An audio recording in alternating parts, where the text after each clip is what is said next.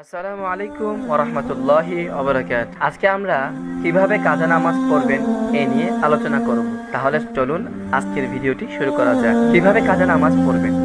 প্রতিদিনের জন্য 5 ওয়াক্ত নামাজ কাজা করুন। যতগুলো নামাজ ছুটেছে ঠিক ততগুলোই পড়তে হবে। এগুলো একবারে পড়তে পারেন বা যদি কিছু কিছু করে পড়তে পারেন। উদাহরণ, যদি 3 দিনের নামাজ কাজা হয়ে থাকে তাহলে মোট 15 ওয়াক্ত নামাজ কাজা পড়তে হবে। ফজর, জোহর, আসর, মাগরিব, ঈশা।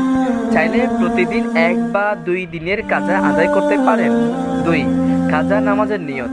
কাজা নামাজ পড়ার আগে নিয়ত করবেন, আমি কাজা পড়ছি শুধুমাত্র আল্লাহর সন্তুষ্টির জন্য। উদাহরণ, ফজরের কাজা পড়ার সময় বলবেন, আমি ফজরের কাজা নামাজ আদায় করছি আল্লাহর সন্তুষ্টির জন্য।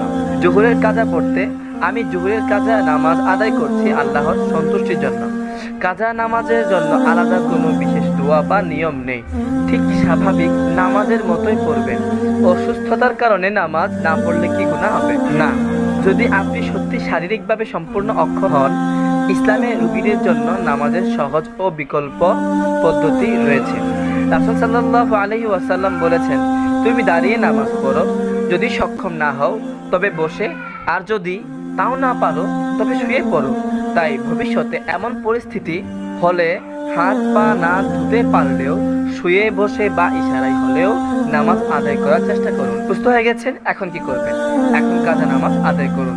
একসাথে সব কাজা পড়তে না পারলে প্রতিদিন কিছু কিছু করে আদায় করুন। ভবিষ্যতে অসুস্থ হলেও চেষ্টা করুন নামাজ আদায় করতে, এমনকি ইশারাই হলেও। শুধু ফরজ নামাজগুলির কাজা আদায় করুন। আল্লাহ আপনার জন্য সহজ করুন এবং আপনার ইবাদত কবুল করুন। আমিন।